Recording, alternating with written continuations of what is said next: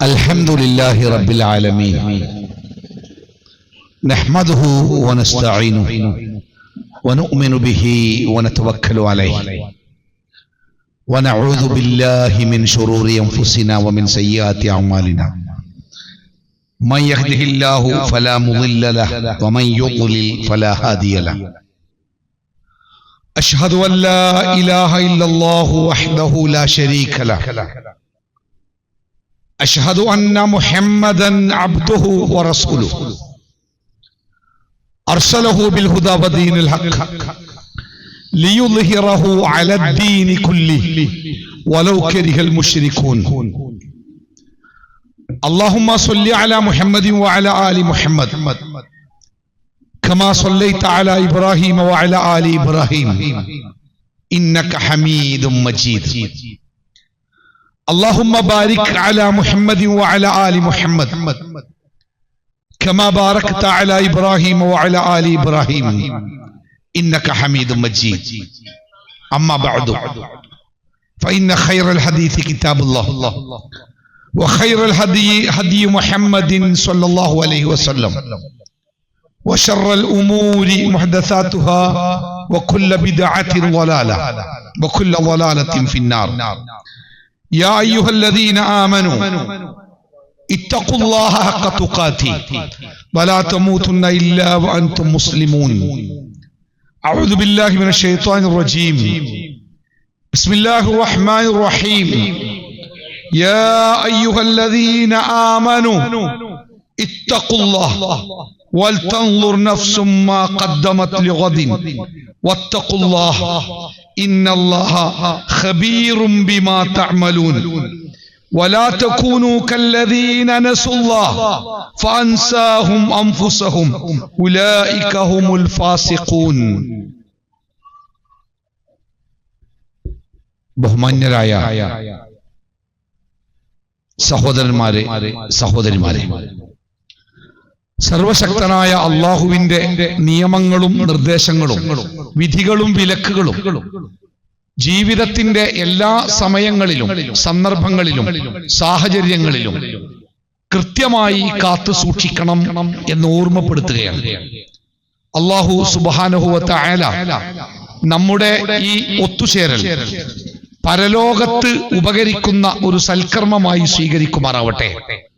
അള്ളാഹുവിന്റെ മലക്കുകളുടെ പ്രാർത്ഥന ലഭിക്കുന്ന ബർക്കത്തുള്ള ഒരു മജ്ലിസായി ഈ സദസ്സിനെ റബ്ബ് സ്വീകരിക്കുമാറാവട്ടെ. ഈ പ്രദേശത്തെ എല്ലാ ശാഖകളിലും ISMന്റെ കീഴിലുള്ള വിജ്ഞാനവേദി കൃത്യമായി നടന്നുകൊണ്ടിരിക്കുന്നു എന്നുള്ളത് ഏറെ സന്തോഷകരമായ ഒരറിവാണ്. ഇവിടെ ആശംസാ പ്രസംഗത്തിൽ സൂചിപ്പിച്ചതുപോലെ തിന്മകളുടെ വലിയ പെരുമഴ പെയ്യുന്ന ഈ കാലത്ത് യുവാക്കളെയും യുവത്വത്തെയും ഒക്കെ എല്ലാവരും കുറ്റപ്പെടുത്താറുണ്ട്. പക്ഷെ നമ്മുടെ യുവത്വത്തിന് കൃത്യമായ ഒരു അജണ്ടയുണ്ടായാൽ അവർ നമ്മളെ അത്ഭുതപ്പെടുത്തുമെന്ന് പലപ്പോഴും നമുക്ക് തോന്നാറുണ്ട്.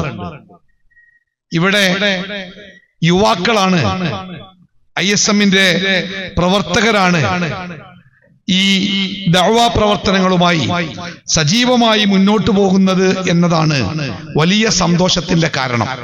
അല്ലാഹു അതിന്റെ പിന്നിൽ പ്രവർത്തിക്കുന്ന എല്ലാവർക്കും തക്കതായ പ്രതിഫലം നൽകുമാറാവട്ടെ.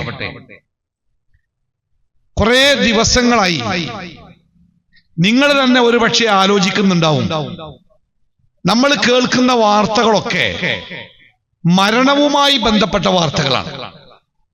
ഒറ്റക്കുള്ള രണ്ടോ മൂന്നോ ആളുകൾ അല്ലെങ്കിൽ ഒരു കൂട്ടം, അങ്ങനെ മരണത്തെക്കുറിച്ചുള്ള വാർത്തകൾ കൊണ്ട് കഴിഞ്ഞ കുറെ നാളുകളായി നമ്മുടെ ചുറ്റുപാടുകൾ വല്ലാതെ വെറുങ്ങലിച്ചു നിൽക്കുന്നത് പോലെ തോന്നുക. ഇന്നിപ്പോ ഗുണ്ടൽപേട്ടയിലോ എവിടെയോ ഒരു കാറും ഒരു ലോറിയും കൂട്ടിയിടിച്ച് കണ്ണൂർ സ്വദേശികളായ ഒരു കുടുംബത്തിലെ ആളുകൾ മരണപ്പെട്ട സങ്കടകരമായ വാർത്ത ആരോ ഒന്ന് അയച്ചു തന്നു.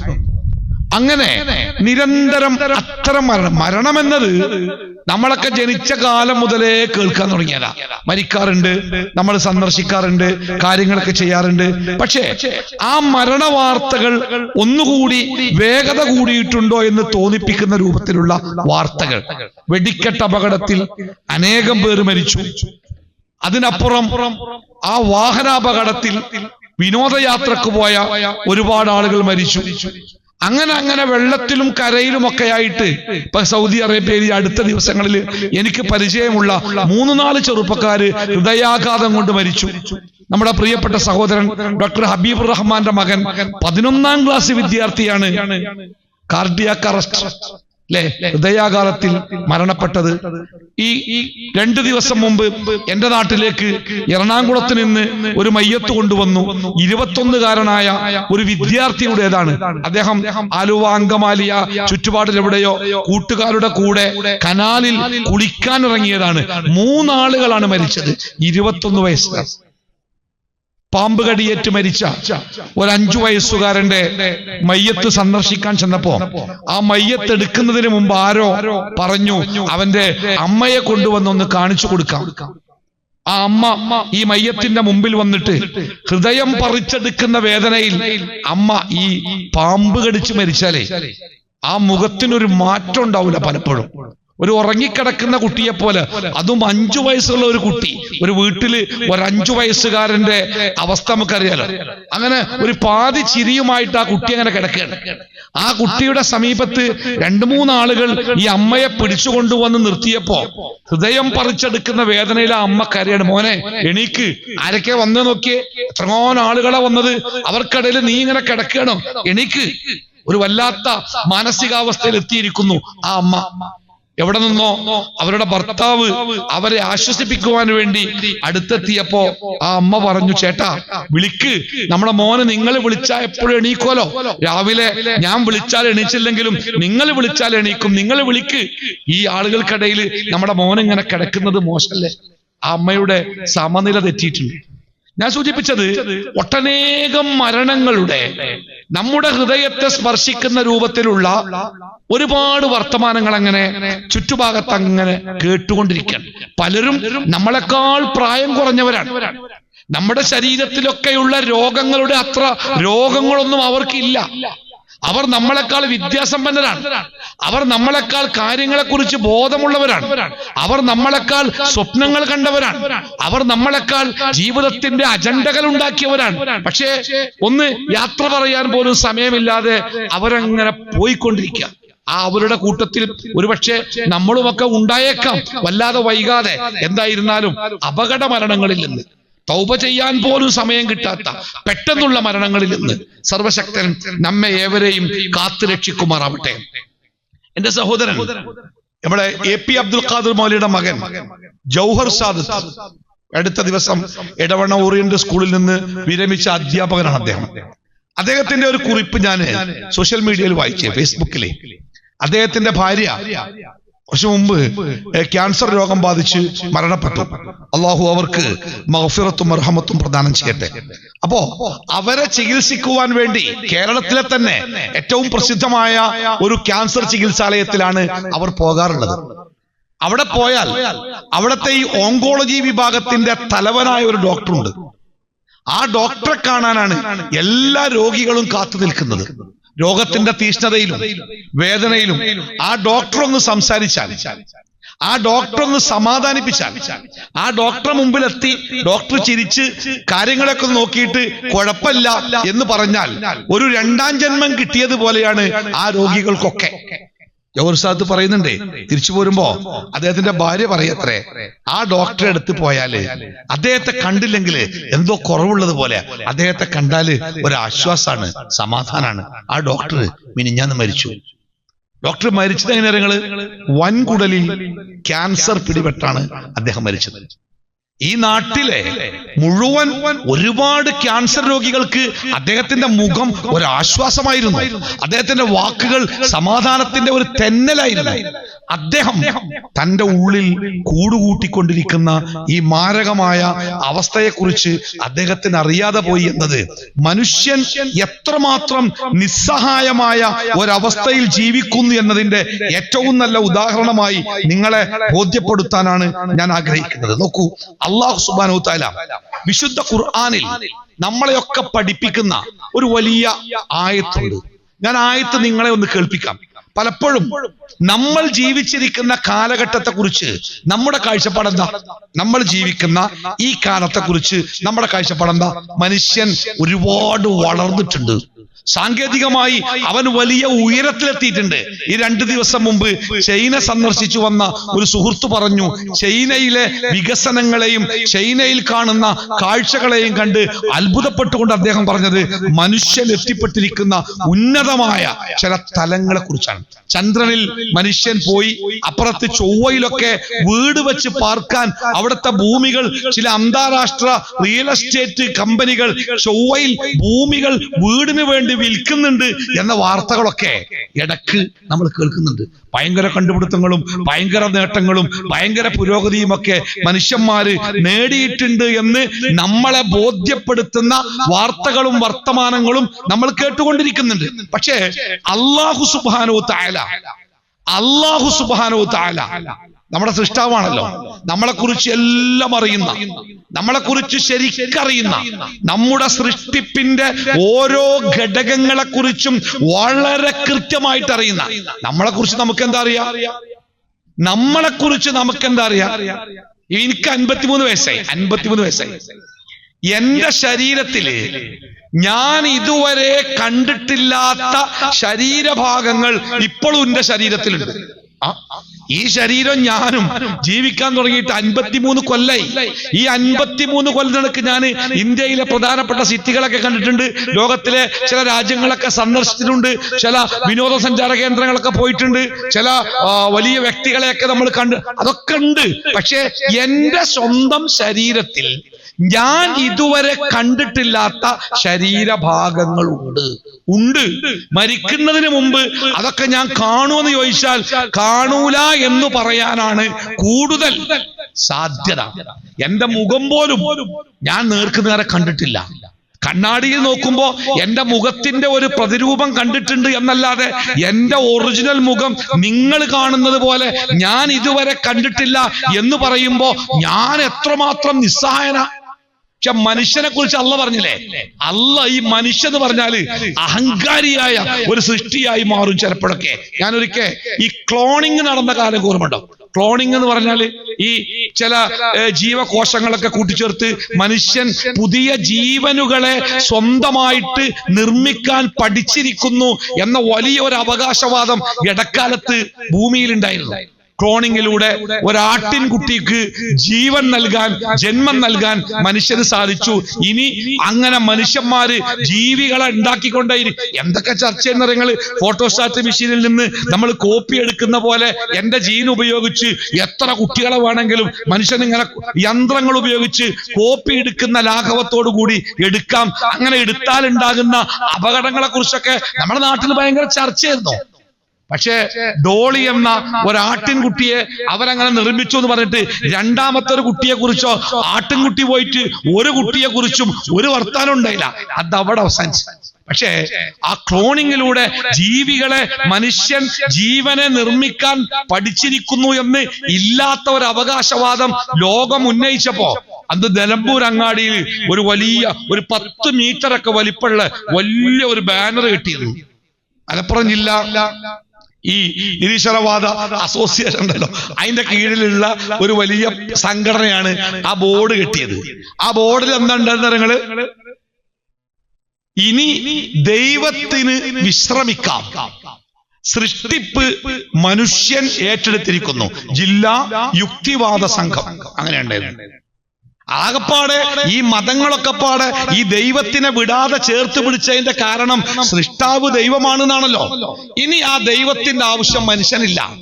മനുഷ്യൻ ഒറ്റക്ക് സൃഷ്ടിക്കാൻ പഠിച്ചിരിക്കുന്നു, അതുകൊണ്ട് ദൈവം പോയി വിശ്രമിക്കട്ടെ എന്ന് പരിഹസിക്കുന്ന ഒരു വലിയ ബോർഡ് അവിടെ കണ്ടത് എനിക്ക് ഓർമ്മയുണ്ട്. സത്യത്തിൽ ഒരു ചെറിയ കാര്യം കണ്ടുപിടിക്കുമ്പോഴേക്ക് അള്ളാഹ് പറയുന്നുണ്ടേ, അള്ളാഹുവിന്റെ അറിവ് വിശാലമാണ്. വിശാലം എന്ന് പറഞ്ഞാല് ഒരു സമുദ്രം പോലെ കാണാം. ആ സമുദ്രത്തില് ഒരു സൂചി ഇങ്ങനെ മുക്കിയിട്ട് ആ സൂചി നമ്മൾ ഇങ്ങനെ പൊക്കിയെടുത്താല് ആ സൂചിയിൽ സമുദ്രത്തിൽ നിന്ന് ഒട്ടിപ്പിടിച്ച വെള്ളം എത്രയാണോ അത്രയേ ഉള്ളൂ. ഈ ലോകത്ത് മനുഷ്യന് കിട്ടുന്ന ആകെ അറിവ് അതന്നെ അള്ളാഹ് കൊടുക്കുന്നതാ. പക്ഷെ ചെറിയ ഒരു അറിവ് കിട്ടുമ്പോഴേക്ക് മനുഷ്യൻ അഹങ്കാരത്തിന്റെ കുന്നിൻ മുകളിൽ കയറി സകലതിനെയും നിരാകരിക്കുന്ന നിഷേധിക്കുന്ന അവസ്ഥകൾ ഉണ്ടാവും. അവിടെയാണ് അല്ലാഹു സുബ്ഹാനഹു വ തആല ബുദ്ധിയുള്ള മനുഷ്യരെ ഓർമ്മപ്പെടുത്താൻ ബോധ്യപ്പെടുത്താൻ ഒരു വചനം നമ്മളെ പഠിപ്പിക്കുക കേട്ടോ. യാ അയ്യുഹന്നാസ്, ശ്രദ്ധിച്ചു കേൾക്കണം. യാ അയ്യുഹന്നാസ് വിളിച്ചത് വിശ്വാസികളെ എന്നല്ല, മുസ്ലിങ്ങളെ എന്നല്ല, ഏതെങ്കിലും നാട്ടുകാരെയോ ഏതെങ്കിലും സമൂഹത്തെയോ അല്ല. യാ അയ്യുഹന്നാസ്, മനുഷ്യരെ എല്ലാരും, ലോകത്തിലെ വെളുത്തവനും കറുത്തവനും പണമുള്ളവനും ഇല്ലാത്തവനും അധികാരമുള്ളവനും ഇല്ലാത്തവനും എല്ലാവരും പെടും. യാ അയ്യുഹന്നാസ്, മനുഷ്യരെ. ഇനി ബാക്കിയുള്ള കേൾക്കണം.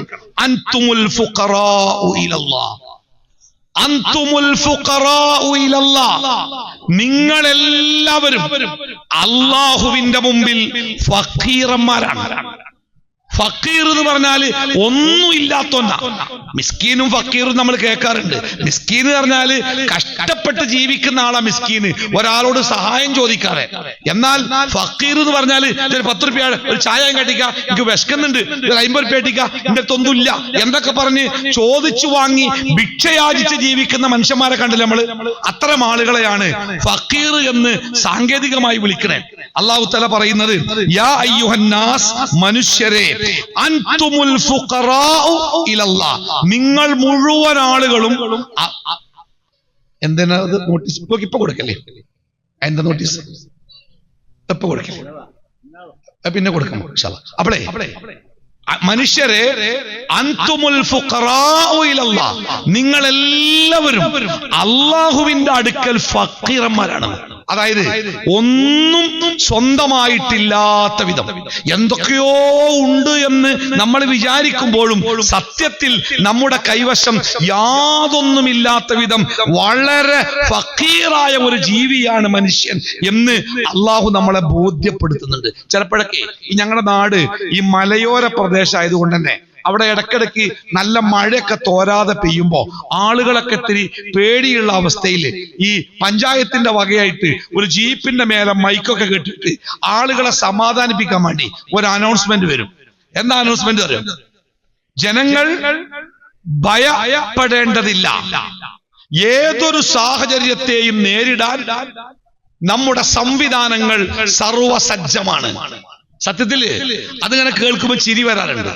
ജനങ്ങൾ ഭയപ്പെടേണ്ടതില്ല, ഏതൊരു സാഹചര്യത്തെയും നേരിടാൻ ജനങ്ങൾ സംവിധാനങ്ങൾ സജ്ജമാണ്. ഒരു മഴ തോരാതെ അങ്ങോട്ട് പെയ്ത് ഒരു 3-4 ദിവസം മഴ അങ്ങോട്ട് പെയ്തിട്ട് വെള്ളം അങ്ങോട്ട് പൊന്തിയിട്ട് മുറ്റത്തും പറമ്പിലും പിന്നെ നമ്മുടെ വീടിനുള്ളിലേക്കും മഴവെള്ളം ഇങ്ങനെ നമ്മളെ 919 ഉണ്ടായ പോലെ ആ വെള്ളം ഇങ്ങനെ പൊന്തി വന്നാല് എന്ത് സംവിധാന മനുഷ്യന്റെ കയ്യിലുള്ളത്? ആ പൊന്തി വരുന്ന വെള്ളത്തെ തടയാൻ, ആകാശത്ത് നിന്നും പെയ്തിറങ്ങുന്ന വെള്ളത്തിനെ തടയാൻ എന്ത് സംവിധാനം മനുഷ്യന്റെ മുമ്പിലുണ്ട്? എന്തെങ്കിലും ഉണ്ടോ?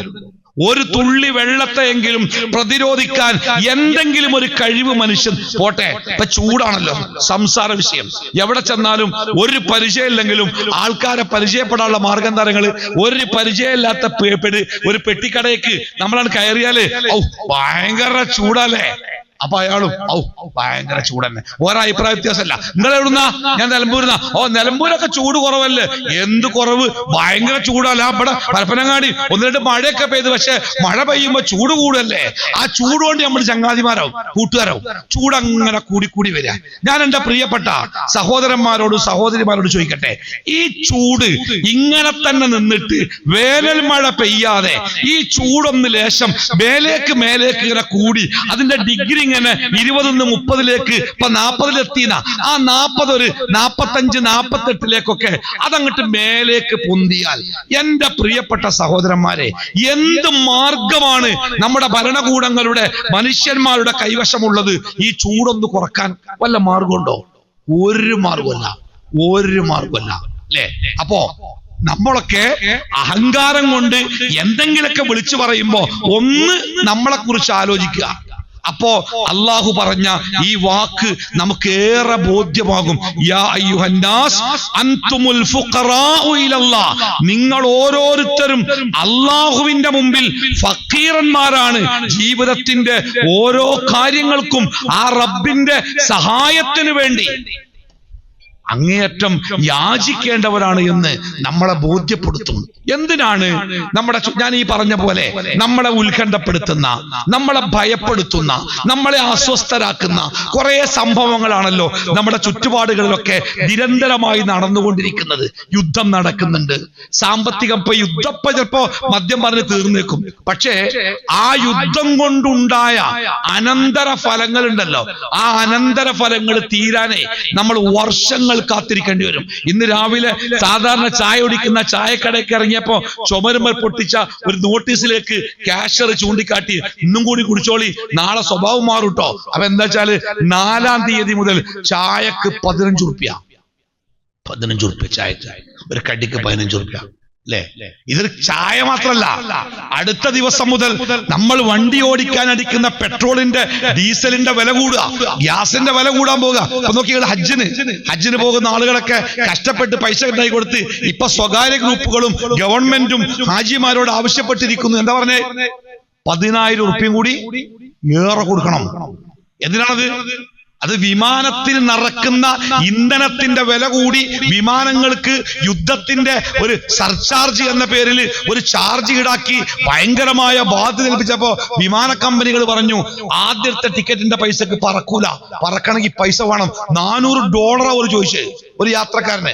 ആ $400 സർക്കാർ ഇടപെട്ട് മദ്യം പറഞ്ഞ് എന്തൊക്കെയോ ആനുകൂല്യങ്ങളെ കൊടുത്തിട്ട് 10,000 ഉറുപ്പികയിൽ ഏകദേശം അങ്ങോട്ട് എത്തിച്ച് നിർത്തിയേക്കുക.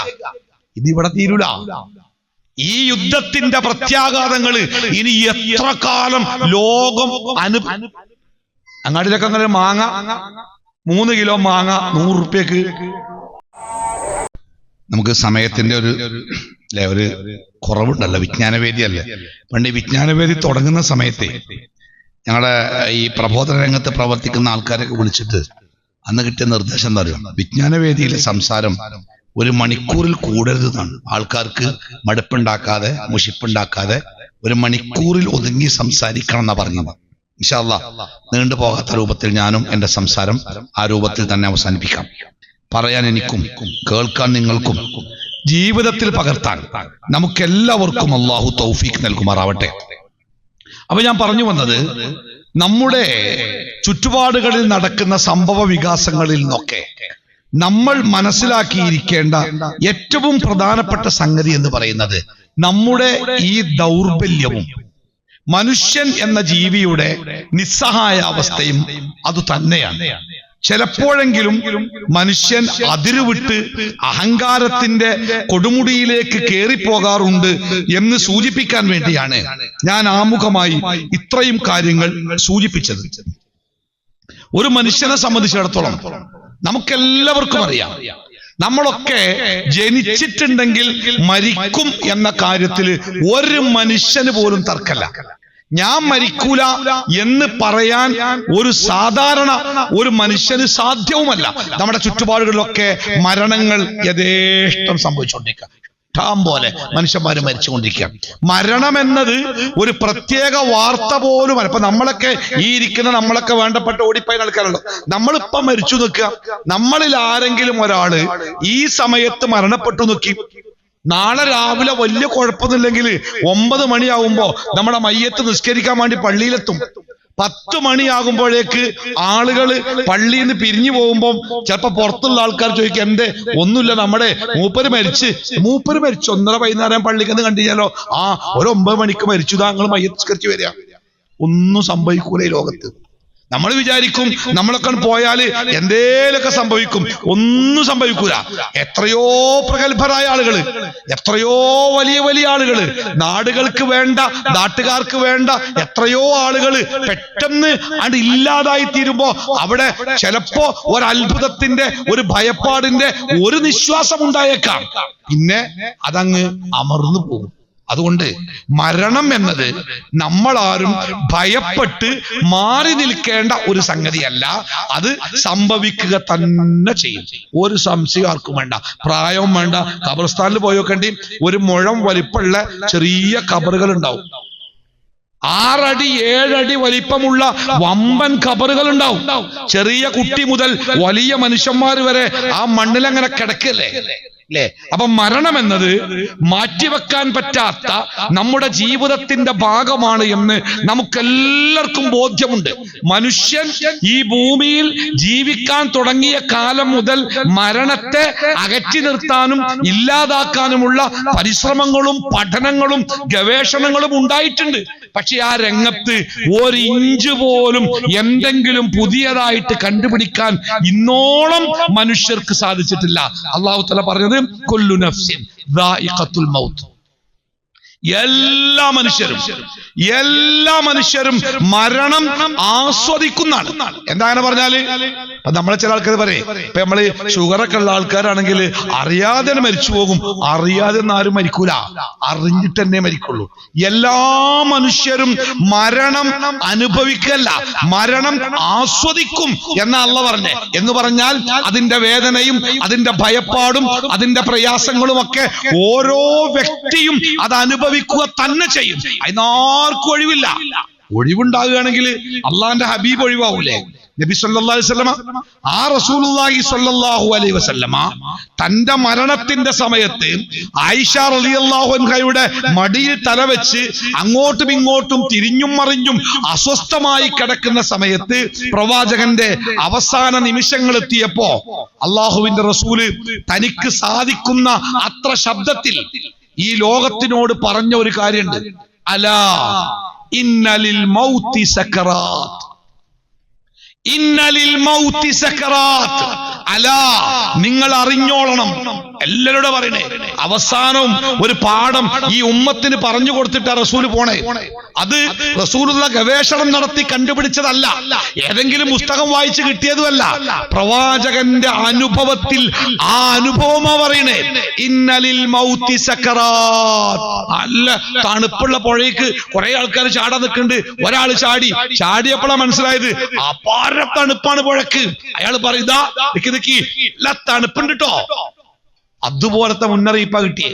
ഇന്നലിൽ മൗതി സക്കറാത്ത്. തീർച്ചയായും മരണത്തിന് സക്കറാത്ത് എന്ന് പറഞ്ഞാല് എന്താ പറയുക, വിഭ്രാന്തി, അസ്വസ്ഥത, എന്താണ് ചെയ്യേണ്ടത് എന്നറിയാത്ത ഒരു അസ്വസ്ഥത ഉണ്ടല്ലോ, അതുണ്ട് കേട്ടോ മരണത്തിന്. അതെല്ലാരും അനുഭവിക്കും, എല്ലാരും. ഇന്നലിൽ മൗതി സക്കറാത്ത്. ആ മരണം ആസ്വദിക്കുക, അനുഭവിക്കുക ഈ ലോകത്ത് ജനിച്ച എല്ലാ മനുഷ്യരുടെയും. അതിൽ പണക്കാരെന്നോ പാവപ്പെട്ടവനെന്നോ. ഞാൻ പറഞ്ഞില്ലേ, അതിപ്രഗത്ഭനായ ഡോക്ടർ. അടുത്ത ദിവസം ഒരു വനിതാ ഡോക്ടറുടെ മരണത്തെ കുറിച്ച് നിങ്ങൾ വായിച്ചില്ലേ? ഒട്ടും പ്രതീക്ഷിക്കാതെ അങ്ങനെ. ഇപ്പൊ ഞാൻ ഈ പറഞ്ഞ ഗൾഫില് 11ാം ക്ലാസ്സുകാരൻ ആ കുട്ടി മരിച്ചതേ, 1ാമത്തെ ദിവസം ക്ലാസ്സിൽ പോകാൻ വേണ്ടി അവനെ കൊണ്ടുപോകാനുള്ള വാഹനം വീട്ടുമുറ്റത്ത് നിൽക്കെ യൂണിഫോം മാറാൻ വേണ്ടി റൂമിലേക്ക് പോയ കുട്ടി ഇത്തിരി കഴിഞ്ഞും വരാതെ കണ്ടപ്പോ അവന്റെ ഉമ്മ ഡോക്ടറാണ്. ആ ഉമ്മ പോയിട്ട് വാതിൽ തുറന്നു നോക്കുമ്പം പാതിയിട്ട യൂണിഫോമിന്റെ ഉള്ളിൽ ആ കുട്ടി വീണ് കിടക്കുന്നു. താങ്ങിയെടുത്ത് എത്രയും പെട്ടെന്ന് ആശുപത്രിയിൽ എത്തുമ്പോഴേക്ക് അവൻ മരിച്ചിട്ടുണ്ട്. അല്ലേ? അവിടെ പ്രായമില്ല. അള്ളാഹു മഗ്ഫിറത്തും മർഹമത്തും ചെയ്തു കൊടുക്കട്ടെ. കുടുംബത്തിനൊക്കെ അല്ലാഹു ശാന്തിയും സമാധാനവും കൊടുക്കട്ടെ. ഇന്നിപ്പോ അങ്ങനെ ഒരു ഓഫീസ് വർക്ക് എടുക്കുമ്പോ കൂടെയുള്ള ഒരു സഹപ്രവർത്തക കണ്ണു നിറച്ചുകൊണ്ട് ഒരു ഫോട്ടോ കാണിച്ചിട്ട് പറഞ്ഞു, ഈ ഉമ്മാന്റെ ഒക്കെ സങ്കടം എപ്പോഴാലേ മാറുക? എന്താ നിങ്ങള് 5 വയസ്സുകാരൻ കുട്ടി വീട്ടിൽ പുതിയതായിട്ട് സ്ഥാപിക്കാൻ കൊണ്ടുവന്ന ഇരുമ്പ് ഗേറ്റിന്റെ മേലെ പിടിച്ചു കയറിയതാ.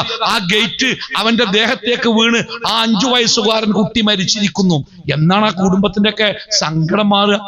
എന്നാണ് അവരുടെ ഒരു മാനസികമായിട്ട് ഒന്നിനും ശ്രദ്ധിക്കാൻ കഴിയാത്ത ഒരു ഉമ്മയെ കൗൺസിലിംഗ് എന്ന് പറഞ്ഞ് ഭർത്താവ് കൊണ്ടുവന്നപ്പോ സംസാരിക്കാൻ മടിക്കുന്ന ഉമ്മ കുറെ പറഞ്ഞപ്പോ എന്നോട് പറഞ്ഞു, എന്റെ കയ്യിൽ നിന്ന് ഉസ്താദേ എന്റെ കുട്ടി പോയത്, എനിക്കിപ്പോഴും ഓന്റെ മുമ്പിൽ നിന്ന് ഇങ്ങനെ പോണതായിട്ട്. അപ്പൊ ഉമ്മ അലക്കിക്കൊണ്ടിരിക്കുകയായിരുന്നു കുളത്തിലെ തൊട്ടടുത്ത് കാലിന്റെ ചോട്ടില് കുട്ടി ഇങ്ങനെ കളിക്കുന്നുണ്ടായിരുന്നു. കുറച്ച് കഴിഞ്ഞപ്പോ കുട്ടിയെ കാണാനില്ലാതെയപ്പോ കുട്ടി കുറച്ച് അപ്പുറത്തെത്തിയിട്ടുണ്ട് കുളത്തിന്റെ കുഴിയിലേക്ക്.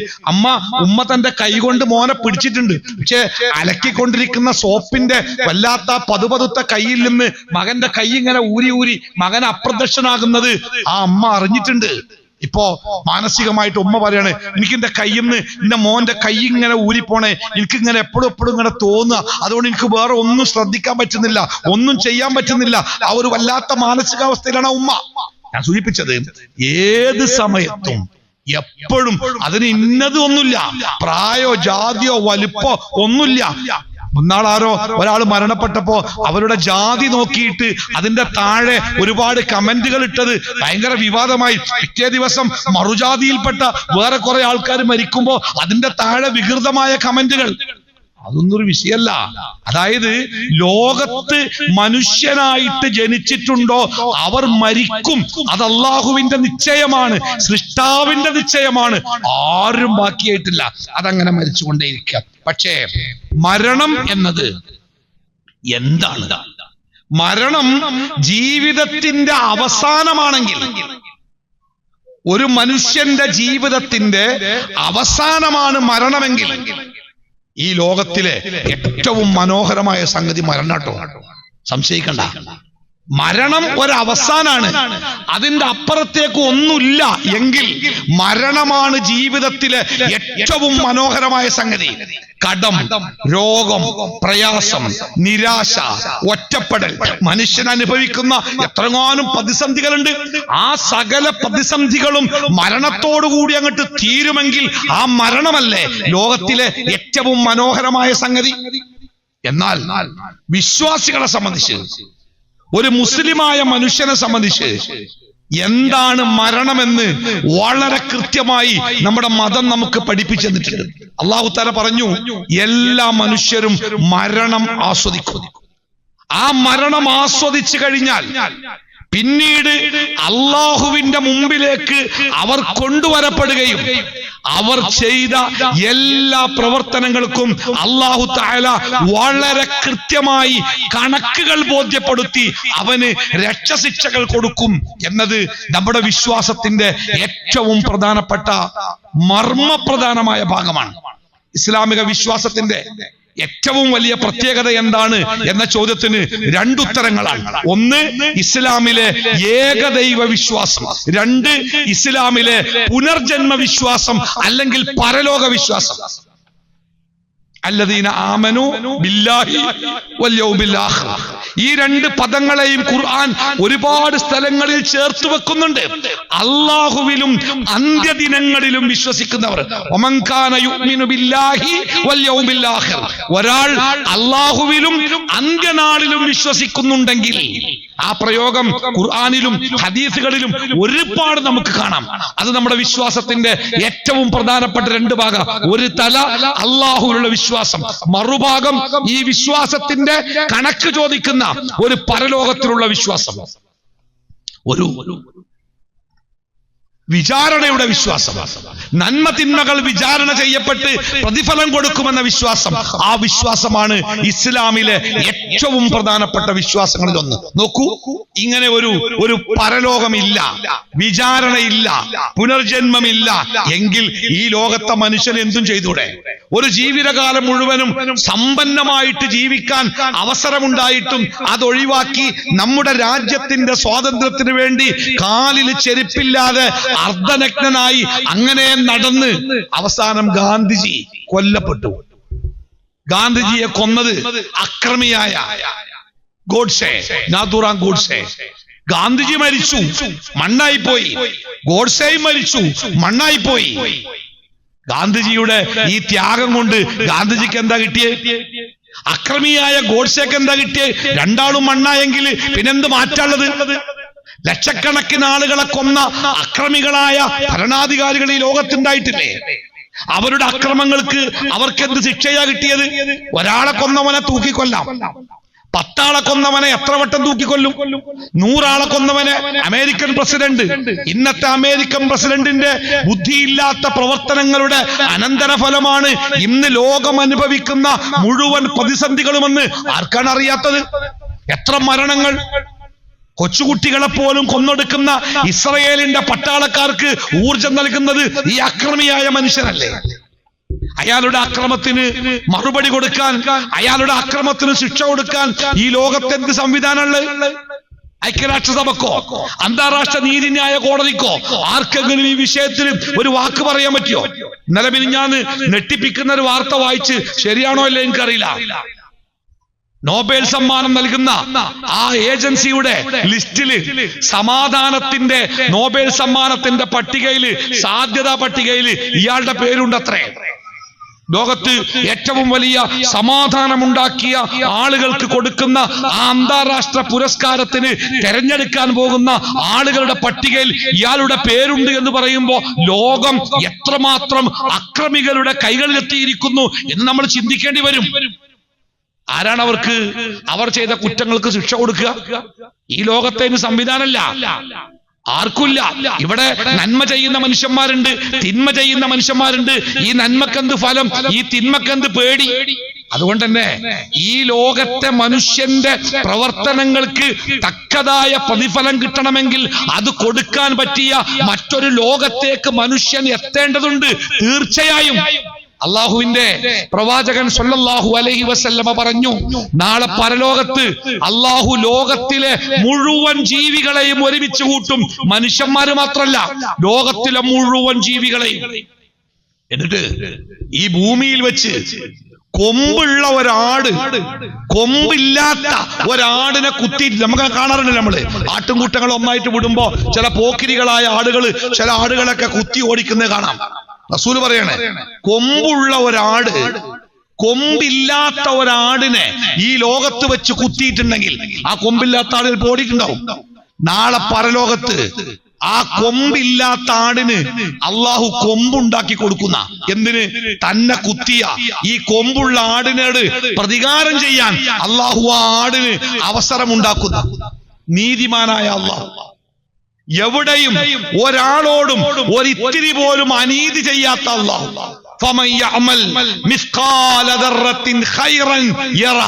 നിങ്ങളുടെ ജീവിതത്തിൽ എവിടെയെങ്കിലും എപ്പോഴെങ്കിലും ഒരിത്തിരി നന്മ നിങ്ങൾ ചെയ്തിട്ടുണ്ടോ? ആ നന്മ കൃത്യമായി കാണുന്ന ഒരു ദിവസം.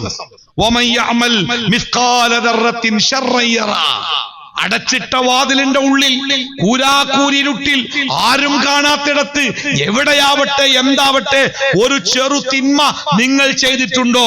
അതിന്റെ ഫലം നിങ്ങൾ കാണും. അല്ലേ? ലുഖ്മാൻ അലൈഹിസ്സലാത്തു വസ്സലാം തന്റെ മകനെ ഉപദേശിക്കുന്ന കൂട്ടത്തിലെ ആ മകനോട് പറയുന്ന ഒരു വാക്കുണ്ട്, യാ ബുനയ്യ, മോനെ, ഇന്നഹാ ഇൻ തകു മിസ്ഖാല ഹബ്ബത്തിൻ മിൻ ഖർദലിൻ, നീ ചെയ്ത കാര്യം ഒരു കടുക് മണിയോളമേ അതിന് വലിപ്പമുള്ളൂ, വളരെ ചെറുതാണ്, വളരെ നിസ്സാരമെന്ന് തോന്നിയേക്കാവുന്ന ഒരു കാര്യമാണ് നീ ചെയ്തത്. ആ കാര്യം തന്നെ കടലിലോ കരയിലോ ഒരു പാറക്കുള്ളിലോ എവിടെയെങ്കിലും ആയിക്കോട്ടെ, അതിനെ അള്ളാഹു അവിടെ കൊണ്ടുവരും. എവിടെ? വിചാരണ ചെയ്യുന്ന സമയത്ത് നമ്മുടെ മുമ്പിൽ നമ്മൾ ചെയ്ത തെറ്റുകളും ആ തെറ്റുകൾ ചെയ്ത സാഹചര്യങ്ങളും മുഴുവനും, അതിന്റെ തെളിവുകളും അതിന്റെ സാക്ഷികളും മുഴുവനും അവിടെ വരും. അല്ലേ? അങ്ങനത്തെ ഒരു ദിവസം ഓരോ മനുഷ്യന്റെയും ജീവിതത്തിൽ വരാനുണ്ട്. ആ ദിവസത്തിലേക്ക് മനുഷ്യനെ കൂട്ടിക്കൊണ്ടുപോകുന്ന ഒരു പ്രക്രിയ മാത്രമാകുന്നു മരണം. മരണം ഒടുക്കല്ല, മരണം ഒരു ചെറിയ പ്രക്രിയ. അപ്പൊ നമ്മള് ഉമ്മാന്റെ ഗർഭാശയത്തിലായിരുന്നല്ലോ 8-9 മാസല്ലേ? ആ ഗർഭാശയത്തിൽ കിടക്കുന്ന ഒരു പണി എടുക്കണ്ട, ഒന്നും ചെയ്യണ്ട, ഡ്രസ് ഇടണ്ട, ബാത്റൂമിൽ പോണ്ട, ഹോട്ടലിൽ പോണ്ട, ഭക്ഷണം കഴിക്കണ്ട, ശ്വാസം പോലും കഴിക്കണ്ട.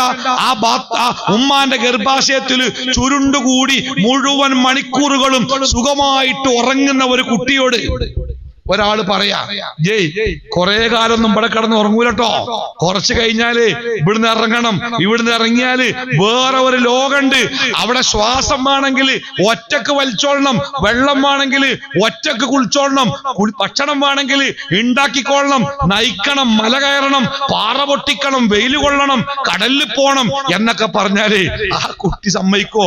ഓൻ ചോദിക്കും, അതാരാ പറഞ്ഞേ? ഈ ഗർഭാശയത്തിൽ നിന്ന് ഇറങ്ങിപ്പോയ ആരെങ്കിലും തിരിച്ച് ഗർഭാശയത്തിൽ വന്ന് നമുക്ക് ഇങ്ങനെ കണ്ടു എന്ന് പറഞ്ഞു നിൽക്കണോ? അല്ലാതെ ഞാൻ വിശ്വസിക്കൂല. ഒന്നൊരു പക്ഷേ ആ ഗർഭാശയത്തിലെ കുട്ടി പറഞ്ഞേക്കും, അവനാണ് ഈ ഭൂമിയിലേക്ക് വന്ന് എങ്ങനെ പ്രസവം എന്ന ഒരു പ്രക്രിയയിലൂടെ ഉമ്മ പ്രസവിച്ചപ്പോൾ ആ കുട്ടി ഭൂമിയിലെത്തി. ഈ ഭൂമിയുടെ മേലെ നമുക്ക് അനുവദിക്കപ്പെട്ട സമയം തീരുമ്പോൾ മരണമെന്ന പ്രക്രിയയിലൂടെ നമ്മൾ മൂന്നാമത്തെ ലോകത്തിലേക്ക് എത്തും. ഒരു ലോകം ഉമ്മയുടെ ഗർഭാശയമായിരുന്നു, രണ്ടാമത്തെ ലോകം ഈ ഭൂമിയുടെ ഉപരിതലമാണ്, ഇപ്പം നമ്മൾ നിൽക്കുന്ന ലോകം. മൂന്നാമത്തേത് അത് ബർസഖ് എന്നറിയപ്പെടുന്ന ലോകം. ബർസഖ് എന്ന് പറഞ്ഞാൽ ഈ ഭൂമിയിലെ മനുഷ്യന് അവന്റെ കണ്ണുകൊണ്ടോ അവന്റെ ഇന്ദ്രിയങ്ങൾ കൊണ്ടോ കണ്ടെത്താൻ കഴിയാത്ത ഒരു മറക്കപ്പുറത്തുള്ള ലോകം, അതാണ് ബർസഖ് അല്ലേ? ആ ബർസഖിലേക്ക് മനുഷ്യനെ എത്തിക്കുന്ന പ്രക്രിയ മാത്രമാണ് മരണം. മരണം ഒരവസാനമല്ല എന്നർത്ഥം. മരണത്തോടുകൂടി മനുഷ്യൻ ബർസഖിലേക്ക് മാറ്റപ്പെടും. ആ ബർസഖിൽ നിന്ന് ഖിയാമത്ത് നാളിൽ മനുഷ്യൻ പരലോകത്തെത്തുകയും ആ പരലോകത്തിലെ വിചാരണയ്ക്ക് ശേഷം ഒരിക്കലും അവസാനിക്കാത്ത ലോകത്തിലേക്ക് അവന്റെ ജീവിതം മാറ്റപ്പെടും. ഒന്നുകിൽ സ്വർഗം അല്ലെങ്കിൽ നരകം. ഇതാണ് ഒരു മനുഷ്യന്റെ ജീവിതത്തിലേക്കുള്ള യാത്രയുടെ രൂപം. നബി സല്ലല്ലാഹു അലൈഹി വസല്ലമയുടെ വീട്ടിൽ പ്രവാചകനെ കാണാൻ വേണ്ടി ചില സ്വഹാബിമാര് വന്നപ്പോ പ്രവാചകൻ ഉറങ്ങുകയാണ്. ഉറങ്ങുന്ന പ്രവാചകന്റെ വീട്ടുകാര് വിളിച്ചുണർത്തി മുറ്റത്താരോ കാണാമെന്നു എന്ന് പറഞ്ഞപ്പോ റസൂലുള്ളാഹ് ഉറങ്ങുന്നിടത്ത് എണീറ്റിട്ട് വീട്ടുമുറ്റത്തേക്ക് ഇറങ്ങി വന്നപ്പോ പ്രവാചകന്റെ മനോഹരമായ ഗോതമ്പിന്റെ നിറമുള്ള ആ ഭംഗിയായ ശരീരത്തിൽ ചുവന്ന വരകള്, തലങ്ങും വിലങ്ങും വരകള്. എന്തറിയോ? പ്രവാചകൻ കിടന്നതേ ഒരു ഉണങ്ങിയ ഈത്തപ്പനന്റെ ഓലങ്ങനെ വിരിച്ചിട്ട് അതിലാ കിടന്ന്. അവിടെ പായയോ കട്ടിലോ വിരിപ്പോ ഒന്നുമില്ല. ഉണങ്ങിയ ഒരു ഈ തെങ്ങിന്റെ ഓല പോലെ ഈത്തപ്പന ഓലയിൽ നിറയെ ഈർക്കിളികൾ ഉണ്ടാവും. ആ ഉണങ്ങിയ ഓലയിൽ പ്രവാചകൻ കിടന്നുറങ്ങിയപ്പോ പ്രവാചകന്റെ മനോഹരമായ ശരീരത്തിൽ ആ ഈർക്കിളികളുടെ പാടുകൾ ഉണ്ടായിട്ടുണ്ട്. പ്രവാചകന്റെ ശരീരം കണ്ട സ്വഹാബത്തിന് സങ്കടായി. ഉമർ ഇബ്നു ഖത്താബ് റളിയല്ലാഹു അൻഹു പ്രവാചകന്റെ അടുത്ത് പോയിട്ട് സ്നേഹത്തോടുകൂടി വികാരനിർഭരമായി പറയുന്ന ഒരു വാക്കുണ്ട്, അള്ളാഹുവിന്റെ റസൂലെ, കാണാൻ പറ്റുന്നില്ല, എന്താ അങ്ങയുടെ ശരീരം ഈ ഓലയിൽ കിടന്നുറങ്ങിയിട്ട്? അങ്ങ് അനുവദിച്ചാൽ ഒരു ചെറിയ ബെഡ് കിടക്ക, പരിക്കൻ, വില കൂടിയതല്ല, ഒരു പരിക്കൻ ബെഡ് നിങ്ങളെ വീട്ടിൽ എത്തിച്ചു തരട്ടെ. ഇതാണ് ചോദ്യം. റസൂലുള്ളാഹി സ്വല്ലല്ലാഹു അലൈഹി വസല്ലമ ഉമറിന്റെ തോളിൽ കൈവച്ചിട്ട് പറഞ്ഞു, ഉമറേ, നമ്മൾ ആരാണ്? ഒരു യാത്രക്കാരൻ വിശ്രമിക്കാൻ വേണ്ടി ഒരു മരച്ചുവട്ടിൽ കയറി ആ തണലിൽ വിശ്രമിച്ച് അവന്റെ ക്ഷീണം മാറുമ്പോൾ നടന്നു പോകുന്നവനെ പോലെയല്ലാതെ ഈ ഭൂമിയിൽ ഒരു വീട്ടിലും നമ്മളാരും പാർക്കുന്നില്ല എന്നാണ്. അപ്പൊ ഞാന് പരപ്പനങ്ങാടി ഞങ്ങൾ നടന്ന് അങ്ങോട്ട് തിരുരങ്ങാടിക്ക് നടന്നു പോവുക. കുറെ നടന്നപ്പോ എനിക്കൊരു കുഴക്ക് തോന്നി, നല്ല ചൂടുണ്ട്, നല്ല വെയിലുണ്ട്. അപ്പൊ അവിടെ ഇതേപോലെ വലിയൊരു മാവുണ്ട്. ഞാൻ ആ മാവിന്റെ ചോട്ടില് ഒന്ന് തണലത്തേക്ക് മാറി നിൽക്കുക. അപ്പൊ എനിക്ക് പരിചയമുള്ള ഒരാളാരോ, അല്ല മൗലവി, നിങ്ങൾ ഇവിടെ നിൽക്കാതിരിക്കും, ഞാന് വീട്ടിൽ പോയിട്ട് ഒരു കട്ടിലും ബെഡും തലയിണൊക്കെ കൊണ്ടുവരട്ടെ, നിങ്ങൾക്ക് ഇവിടെ കിടക്കാലോ എന്ന് പറഞ്ഞാൽ ഞാൻ എന്താ പറയാ? പണ്ടാര സഹോദര, ഞാൻ കിടക്കാൻ വന്നതല്ല, പോവല്ലേ, ഞാൻ ഈ ക്ഷീണം കൊണ്ടേ ഒന്ന് ഈ തണുപ്പത്ത് നിൽക്കാൻ വന്നതാ, ഈ കട്ടിലൊന്നും മാണ്ടത് പോയിക്കോ. പിന്നെ വേറൊരാൾ വരിക, മൗലവി ഞാനൊരു കസേര കൊണ്ടുവരട്ടെ, ഞാൻ ഓനെയും പറഞ്ഞേക്കും. കാരണം ഞാൻ അവിടെ ഇരിക്കാനോ കിടക്കാനോ വിശ്രമിക്കാനോ വന്നവനല്ല, ഞാൻ പോവാണ്, എന്റെ ക്ഷീണം മാറിയ പോണം. എന്റെ പ്രിയപ്പെട്ട സഹോദര, അത്രയേ ഉള്ളൂ ഈ ലോകത്ത്, അത്രയേ ഉള്ളൂ. എപ്പോഴാണ് പോകേണ്ടത് എന്നറിയാത്ത ഈ ഇരിക്കുന്ന ഇരിപ്പില് ഒന്ന് സൈഡിലേക്ക് ചിരിഞ്ഞ് ചുണ്ടൊന്ന് കോടി വായിൽ നിന്ന് ഉമിനീരൊലിപ്പിച്ച് കണ്ണൊക്കെ അങ്ങോട്ട് വല്ലാത്ത അവസ്ഥയിലായി സംസാരിക്കാനാവാതെ ഒന്ന് കൊഴഞ്ഞു വീണാ മതി, നമ്മളൊക്കെ ഏറ്റിപ്പിടിച്ച് ആശുപത്രിയിലെത്തുമ്പോ പരിശോധിച്ച ഡോക്ടർ പറയും കഴിഞ്ഞിട്ടുണ്ട്. അത്രയേ ഉള്ളൂ. ഇങ്ങനെ ഈ വാരിയെല്ലുകൾക്കിടയിൽ നമ്മുടെ ബെരലിങ്ങനെ ചേർത്ത് വെച്ചാല് ഒരു ചെറിയ മിടിപ്പുണ്ട്, ചെറുത്. ആ മിടിപ്പങ്ങട്ട് നിന്നാലേ തീർന്ന്. അത് രണ്ടാമതൊന്ന് മിടിപ്പിക്കാൻ ഒരു സംവിധാനവും ഈ ലോകത്തിന്റെ മുമ്പിലില്ലട്ടോ. ഉള്ളിലേക്ക് വലിക്കുന്ന ശ്വാസം ഉണ്ടല്ലോ, പുറത്തേക്ക് വരുമെന്ന് ഉറപ്പിച്ചു പറയാൻ ഈ ലോകത്തിലെ ഒരു മനുഷ്യനും കഴിയില്ല, അല്ലേ? ആണ്ട് ഉള്ളിലേക്ക് വലിച്ച ശ്വാസം എന്നൊക്കെ പറഞ്ഞാല് ഇഷ്ടം പോലല്ലേ. ശ്വാസത്തിനൊന്നും ഒരു പഞ്ഞുണ്ടാവില്ല എന്ന് നമുക്ക് തോന്നൂലേ. ഞാനൊരു രോഗിയെ കാണാൻ വേണ്ടി ICU കയറിയതാ, ഒരു വലിയ ആശുപത്രിയാ.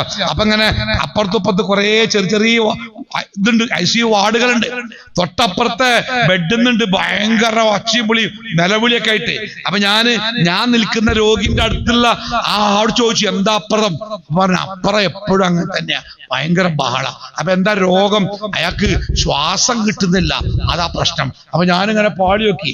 അപ്പൊ ഇങ്ങനെ കട്ടില് ആ പച്ച വിരിപ്പില് ഒരു മനുഷ്യ രൂപം ഇങ്ങനെ കിടക്കുന്നു, മെലിഞ്ഞുണങ്ങിയ ഒരു രൂപം കട്ടിലേക്ക് പറ്റിയിട്ടുണ്ട്. ആ പുതപ്പിന്റെ ഉള്ളിൽ നിന്ന് മൂപ്പരെ കാണാനല്ല, വാരിയെല്ലുകളൊക്കെ ഉണ്ടല്ലോ പണ്ട് സ്കൂളിലെ ബയോളജി ലാബില് ചില്ലിന്റെ കൂട്ടിന്റെ ഉള്ളില് അസ്ഥികൂടം തൂക്കിയിട്ട പോലെ അതങ്ങനെ പ്രത്യക്ഷമായിട്ട് കിടക്കുക. അയാള് ശ്വസിക്കുന്ന കാഴ്ച ഉണ്ടല്ലോ, അതൊരു ഭീകരമായ കാഴ്ച കേട്ടോ. ശ്വാസം കിട്ടായിട്ടേ ഇങ്ങോട്ട് വലിക്കുമ്പോ ഈ തലമണ്ടയും കാലിന്റെ മടമ്പും കാലും മാത്രമാണ് ആ ബെഡിലുള്ളത്. ബാക്കി ഭാഗം മൊത്തം ഇങ്ങോട്ട് പൊന്തുക, ഇങ്ങോട്ട് പൊന്താണ്. ശ്വാസം കിട്ടായിട്ട് ഏത് ശ്വാസം എന്ന് പറയുന്നത് ഇത് മുഴുവനും ശ്വാസ. 5 പൈസ കൊടുക്കണ്ട, ആരും പിടിച്ചു വെച്ചിട്ടില്ല, ആരും തടഞ്ഞു വെച്ചിട്ടില്ല, ഇഷ്ടം പോലെ കിട്ടും. പക്ഷെ ഈ കിടക്കുന്ന മനുഷ്യൻ എന്താ ശ്വാസം കിട്ടാത്ത? ശ്വാസം കിട്ടാനേ ഇവിടെ ശ്വാസം ഉണ്ടായാൽ മാത്രം പോരാ, ഈ മൂക്കിന് ഓട്ടുണ്ടായാലും പോരാ, അത് വലിച്ചാലും പോരാ.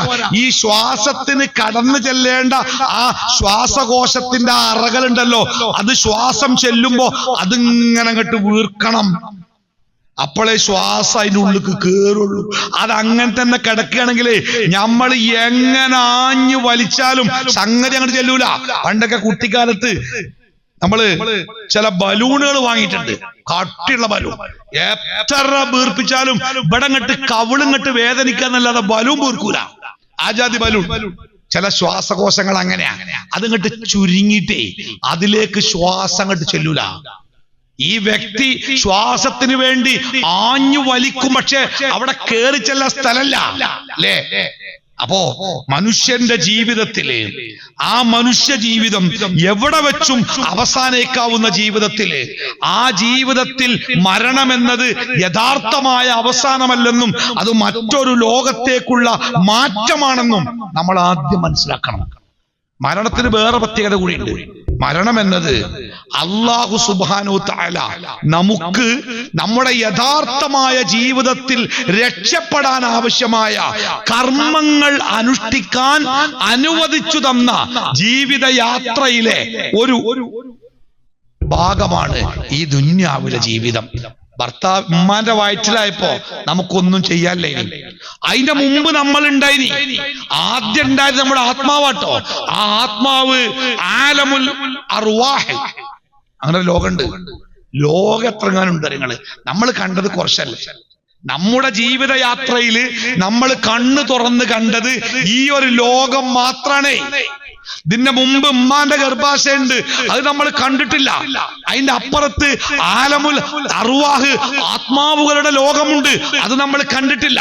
ഇനിയിപ്പോ ബർസഖിയായ ലോകമുണ്ട്, അതിനപ്പുറം മഹ്ശറയുണ്ട്.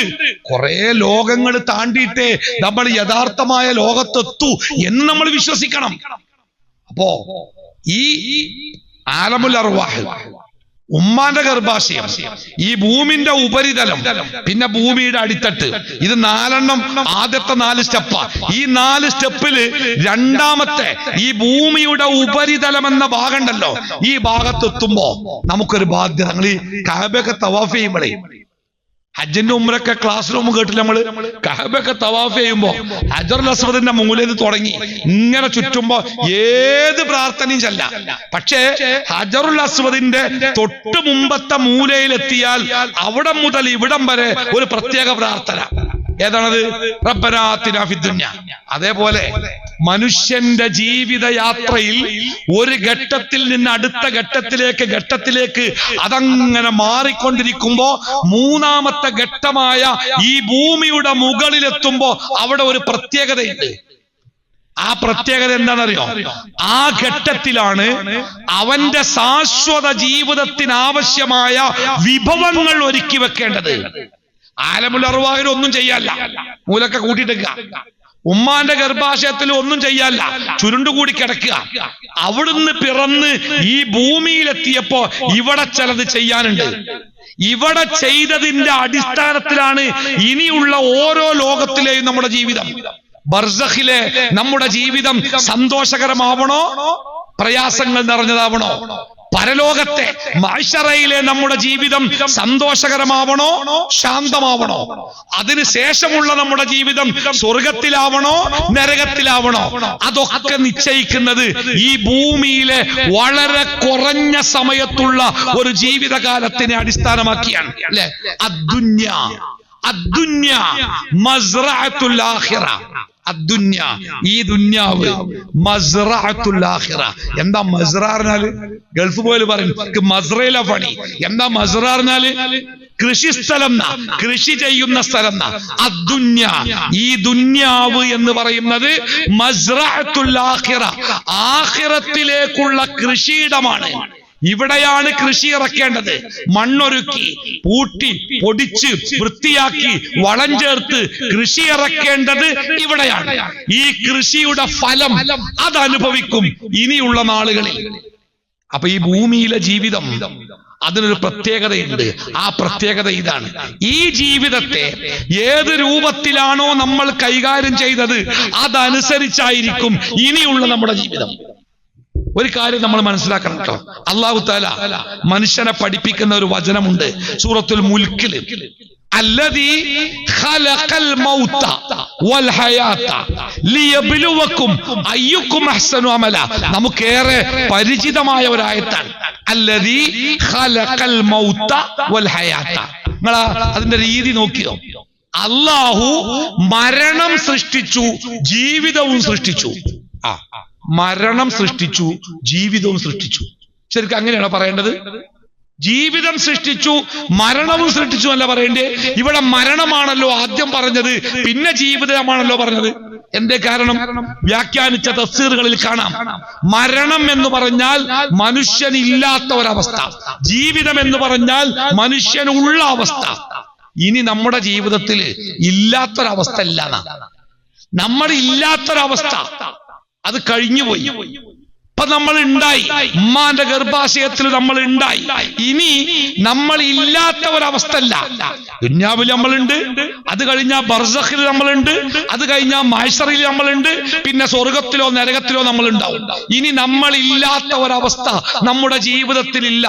ആ അവസ്ഥയിൽ ഈ ഭൂമിയിലെ ഈ ചെറിയ കാലം ശ്രദ്ധയോടുകൂടി നമ്മൾ ഉപയോഗപ്പെടുത്തിയാൽ ഇനിയുള്ള കാലം മുഴുവനും സുഭിക്ഷമായി സന്തോഷത്തോടെ ജീവിക്കാം.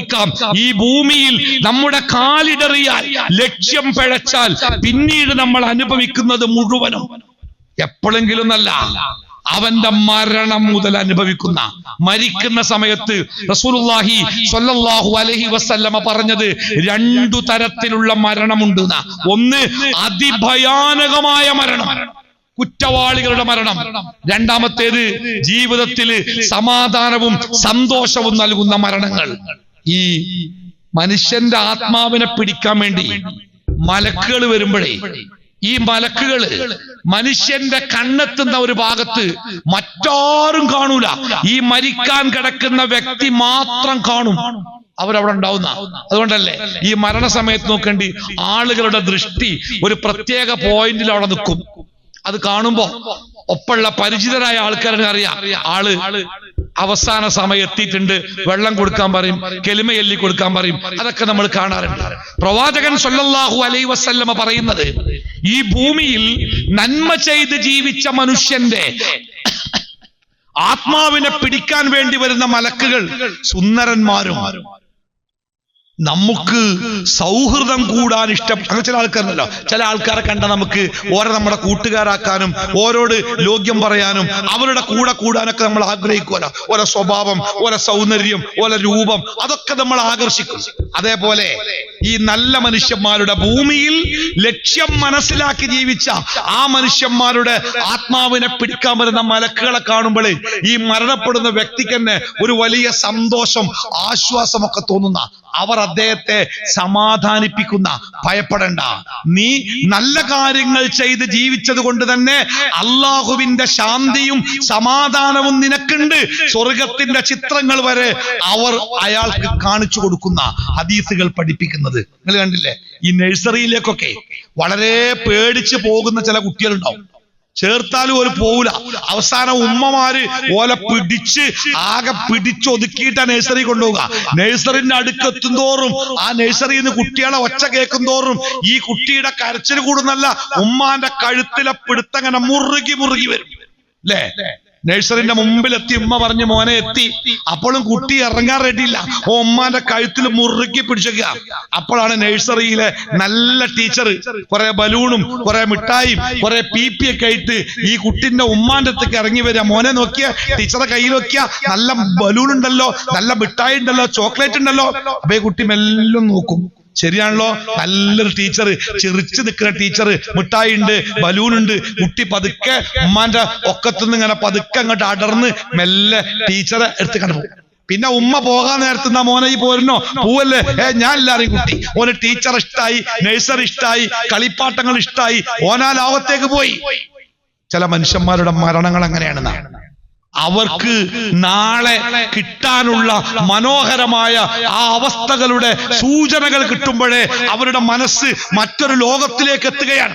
അവരുടെ മയ്യത്ത് കൊണ്ടുപോകുന്ന സമയത്ത് പോലും വിളിച്ചു പറയുന്ന, നിങ്ങൾ എന്താ അങ്ങനെ പതുക്കെ പതുക്കെ പാട്ടും പാടി പോണേ, അത് കൊണ്ടുപോയി വേഗം കൊണ്ടുപോയി വെക്കും, ഞാൻ എന്റെ പ്രതിഫലത്തിലേക്ക്, സ്വർഗത്തിന്റെ മനോഹരമായ ലോകത്തിലേക്ക് പോകട്ടെ എന്ന് പറയുന്നതാണ്. എന്നാൽ കുറ്റവാളിയായ മനുഷ്യന്റെ ആത്മാവിനെ പിടിക്കാൻ വരുന്ന മലക്കുകൾ ഭീകരരൂപികളും ഭയമുണ്ടാക്കുന്ന രൂപത്തിലുള്ളവരുമായിരിക്കുന്ന കേട്ടുവാ, ഞങ്ങൾ കാട്ടിത്തരാ എന്ന് പറഞ്ഞ് ഓലവിടെ ഇരിക്കുമ്പോ തന്നെ ഈ മനുഷ്യന്റേത് തീരും. അയാളുടെ മയ്യത്ത് കൊണ്ടുപോകുമ്പോ ആ മയ്യത്ത് വിളിച്ചു പറയുന്ന, നിങ്ങൾ എങ്ങോട്ടാണ് കൊണ്ടുപോണേ? ആ നരകത്തിന്റെ തീ ഊതുന്ന ഖബറിന്റെ ഉള്ളിലേക്കാണോ എന്നെ കൊണ്ടുപോകല്ല എന്ന് വിളിച്ചു പറയുന്ന അള്ളാഹുവിന്റെ ഹബീബ് പറഞ്ഞില്ലേ, മനുഷ്യരല്ലാത്ത മുഴുവൻ ജീവികളും ആ ശബ്ദം കേൾക്കുമെന്നും മനുഷ്യരെങ്ങാനും അത് കേട്ടിരുന്നുവെങ്കിൽ ആ മയ്യത്തിന്റെ കട്ടിൽ അവിടെ ഇട്ട് അവർ ഭയപ്പെട്ട് ഓടുമായിരുന്നു എന്നും പ്രവാചകൻ പഠിപ്പിച്ചിട്ടില്ലേ. അപ്പോ അവിടെ തുടങ്ങാണ് ജീവിതത്തിന്റെ ഫലം. രണ്ട് ഖബറിന്റെ ഇടയിലൂടെ പ്രവാചകൻ നടന്നു പോകുമ്പോ തന്റെ കൂട്ടുകാരോട് പറഞ്ഞു, ഈ രണ്ട് ഖബറിലുള്ള ആളുകൾ ശിക്ഷിക്കപ്പെടുന്നുണ്ട്. അവ സഹാബത്ത് ചോദിച്ചു, എന്താ ഓരോ കുറ്റം? എന്തേ പറഞ്ഞേ? ഒരു 10,000 ആൾക്കാരെ കൊന്നതാണ് എന്നല്ല പറഞ്ഞേ. ഒരാള് മൂത്രമൊഴിച്ചാലേ ശരിക്ക് വൃത്തിയാക്കാത്ത ആളെ. നമ്മുടെയൊക്കെ പുതിയ തലമുറയിലെ കുട്ടികളോട് എടാ നിസ്കരിച്ചു ചോദിക്കുമാര്, സാറേ അത് ഞാൻ മൂത്രമൊഴിച്ചപ്പോഴേ ഈ പാന്റ് ഇങ്ങനെ ടൈറ്റ് ആയതുകൊണ്ടേ മൂത്രമൊഴിച്ചപ്പോ ശരിക്കും ശുദ്ധിയാക്കാൻ പറ്റിയില്ല, അതുകൊണ്ട് ഞാൻ വീട്ടിൽ പോയി നിസ്കരിച്ചോളാം. നിസ്കരിക്കല്ല അല്ലേ? മാതാപിതാക്കൾ ശ്രദ്ധിക്കണം. അതിപ്പോ എന്താ, അതൊരു തുല്യനായ കകിയാ പോരെ. മൂത്രമൊഴിച്ചാൽ അത് നന്നായി ശുദ്ധിയാക്കാൻ ശ്രദ്ധിക്കാത്തവനാ ഖബറിന്റെ ഉള്ളിൽ പരലോകത്ത് എത്തിയിട്ടില്ല, മഹ്ശറിക്ക് എത്തിയിട്ടില്ല, വിചാരണ കഴിഞ്ഞിട്ടില്ല, പക്ഷെ ശിക്ഷ തുടങ്ങി. രണ്ടാമത്തെ ഖബറിൽ ആരാരങ്ങള്? ഈ ഭൂമിയിൽ മനുഷ്യന്റെ പച്ചമാംസം തിന്നവർ, നരഭോജികളല്ല, പരദൂഷണം പറഞ്ഞു നടന്നവർ, ആരാന്റെ കുറ്റം കുറവും മറ്റുള്ളവരോട് പറഞ്ഞ് രസിച്ചിരുന്ന ആളുകളുണ്ടല്ലോ, അവനാണ് ഈ ഖബറിൽ കിടക്കണേ. നിങ്ങളൊന്ന് ആലോചിച്ചോ കണി, എത്ര നിസ്സാരമെന്ന് നമുക്ക് തോന്നിയേക്കാവുന്ന തെറ്റുകൾ അള്ളാഹുവിന്റെ അടുക്കൽ അതെന്തുമാത്രം ഭീകരമാണെന്ന് നമ്മളെ ബോധ്യപ്പെടുത്തുകയാണ് പ്രവാചകൻ സല്ലല്ലാഹു അലൈഹി വസല്ലമ. തീർന്നില്ല. ആ ശിക്ഷ അനുഭവിച്ചു കൊണ്ടിരിക്കെ ഖിയാമത്ത് നാളിന് മഹ്ശറയിലേക്ക് ഒരു പോക്കുണ്ട്. ഓരോ പോക്ക്, ആ പോക്ക് ചെറുതല്ല. കുറ്റവാളികളുടെ പോക്ക് അത് വല്ലാത്ത ഭീകരമായ യാത്രയാണ്. അള്ളാഹുവിന്റെ മഹ്ശറയിൽ വിചാരണ കാത്തുള്ള നിൽപ്പുണ്ടല്ലോ, അവിടെയും കുറ്റവാളികൾ പ്രയാസപ്പെടുകയാണ്. കത്തുന്ന സൂര്യന്റെ ചൂടിൽ വിയർപ്പിൽ മുങ്ങി മുങ്ങി മുങ്ങി വല്ലാത്ത ഒരു നിൽപ്പാണ് നിൽപ്പ്, അല്ലേ? അപ്പോ ഈ ലോകത്തെ കുറച്ചു കാലത്തെ ജീവിതം തോന്നിയൊന്നില്ല. മറ്റു കാലങ്ങളെ വെച്ച് നോക്കുമ്പോ ഈ ലോകത്തെ ജീവിതം കുറച്ചുള്ള, വളരെ കുറച്ച്. ആ കുറച്ച് കാലം ശ്രദ്ധയോടുകൂടി ജീവിക്കാൻ നമ്മൾ തയ്യാറായാൽ, ഞാനിവിടെ ഓതി വെച്ച ആയത്ത്, നമ്മുടെ ഈ വിഷയത്തിന്റെ ഭാഗമായി നമ്മളെ പഠിപ്പിച്ച ആയത്ത് ഒന്നുകൂടി നിങ്ങളുടെ ശ്രദ്ധയിൽ ഉണ്ടാവട്ടെ. യാ അയ്യുഹല്ലദീന ആമനു, ഇവിടെ ശ്രദ്ധിക്കണം. യാ അയ്യുഹന്നാസ് എന്നല്ല വിളിച്ചത്, യാ അയ്യുഹല്ലദീന ആമനു, ഈമാൻ ഉള്ള മനുഷ്യന്മാരെ അഥവാ മുഅ്മിനീങ്ങളെ, സത്യവിശ്വാസികളെ എന്നാ വിളിച്ച്. അള്ളാഹുവിലും അന്ത്യനാളിലും പ്രവാചകനിലും വേദഗ്രന്ഥങ്ങളിലും ഒക്കെ വിശ്വസിക്കുന്ന സമ്പൂർണ്ണ ഈമാനുള്ള മനുഷ്യന്മാരെ, യാ അയ്യുഹല്ലദീന ആമനു, ഈമാനുള്ള മനുഷ്യന്മാരെ. എന്നിട്ട് എന്താ അള്ളാഹ് പറഞ്ഞത്? വൽ തൻദുർ നഫ്സുൻ മാ ഖദ്ദമത് ലിഗദിൻ.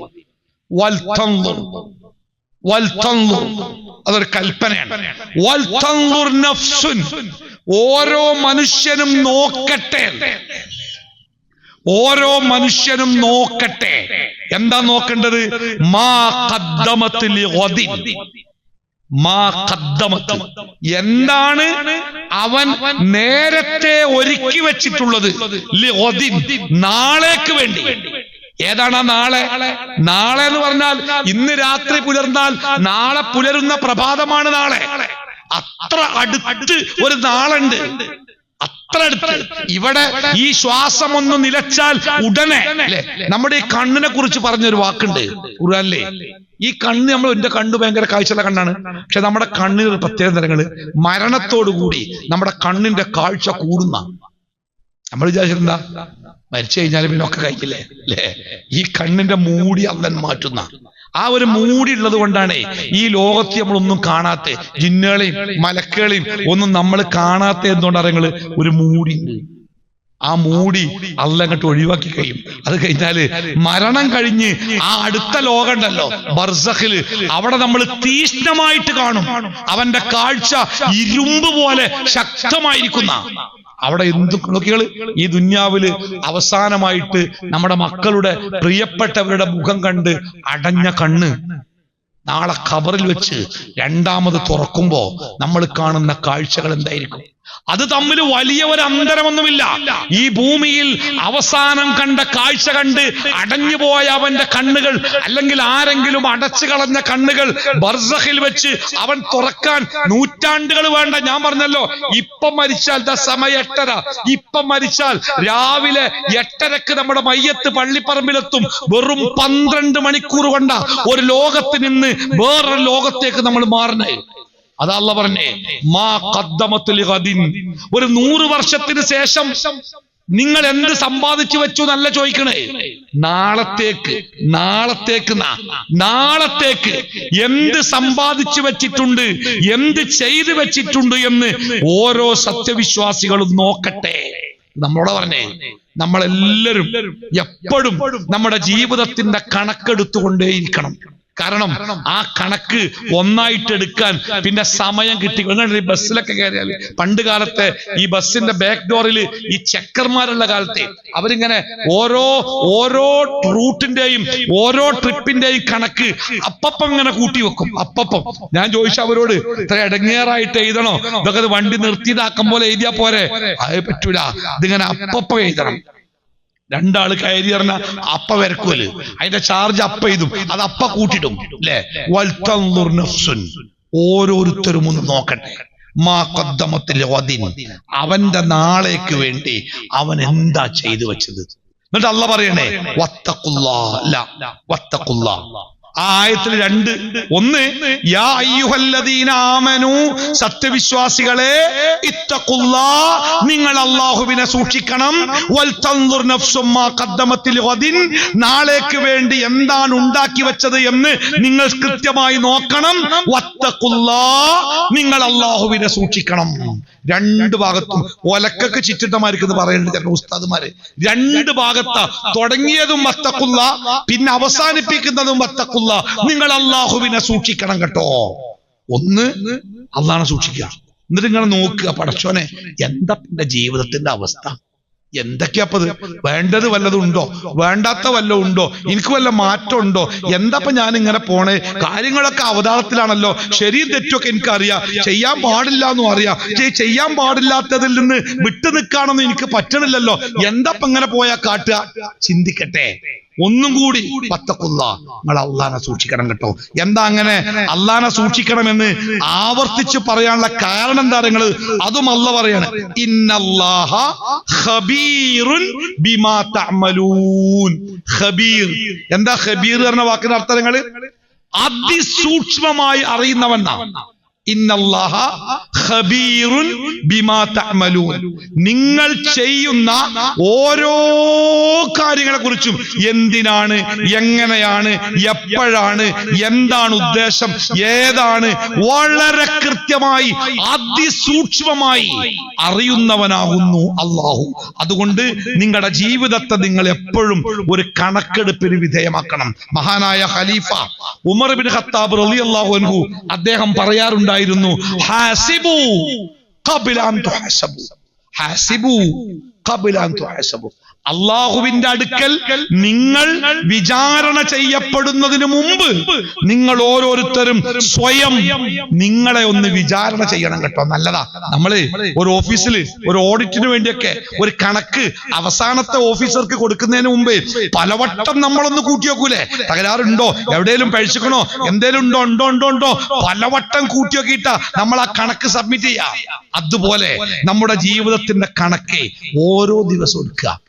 അങ്ങനെ കണക്കെടുക്കുമ്പോ കുറവുകളുണ്ടോ, കുറ്റങ്ങളുണ്ടോ, വേണ്ടാത്തരങ്ങളുണ്ടോ, വത്തഖുല്ലാ, നിങ്ങൾ അള്ളാനെ സൂക്ഷിച്ച് അതിന്റെ പരിഹാരം എന്താണോ അത് നിങ്ങൾ ചെയ്യാ. പശ്ചാത്തപിക്കണോ, തൗബ ചെയ്യണോ, ഇസ്തിഗ്ഫാർ ചെയ്യണോ, അല്ല വേറെന്തേലും ചെയ്യണോ, അത് ചെയ്തിട്ട് ആ തകരാർ അപ്പൊ തന്നെ തീർക്കുക. ഹബീബായ റസൂലുള്ളാഹി സ്വല്ലല്ലാഹു അലൈഹി വസല്ലമ പറയണേ, യാ അയ്യുഹന്നാസ്, ജനങ്ങളെ, തൂബൂ ഇലല്ലാഹ്, നിങ്ങൾ ചെയ്ത തെറ്റുകൾക്ക് അള്ളാനോട് നിങ്ങൾ തൗബ ചെയ്തോളണം. ഇന്നി അതൂബു ഫിൽ യൗമി അക്സറു മിൻ 100 മറ, 100ലേറെ വട്ടം ഞാൻ, റസൂൽ പറയാ, ഒരു തെറ്റും ചെയ്യാത്ത റസൂൽ പറയണേ, ഓരോ ദിവസവും 100ലേറെ വട്ടം ഞാൻ അള്ളാനോട് തൗബ ചെയ്യാറുണ്ട്. ഒരു തെറ്റും ചെയ്യാത്ത റസൂലേ ഓരോ ദിവസത്തിലും 100ലേറെ വട്ടം പടച്ചോനെ വല്ലതും പറ്റിപ്പോവുകയാണെങ്കിൽ പൊറുക്കണേന്ന് അള്ളാനോട് പ്രാർത്ഥിച്ചിട്ടുണ്ടെങ്കിലേ നമ്മളെ അവസ്ഥ എന്താ നോട്ടകണി. നോക്കുന്നിടത്ത്, കാണുന്നിടത്ത്, പറയുന്നിടത്ത്, വാങ്ങുന്നിടത്ത്, കൊടുക്കുന്നിടത്ത്, ഭക്ഷണത്തില്, വരുമാനത്തില്, ക്രയവിക്രയങ്ങളില്, ഇടപാടുകളില്, ബന്ധങ്ങളില് തെറ്റുകളുടെ പെരുമഴ പെയ്യുന്ന കാലത്താണ് നമ്മൾ ജീവിക്കുന്നത്. അതുകൊണ്ട് നമ്മളെ കുറിച്ച്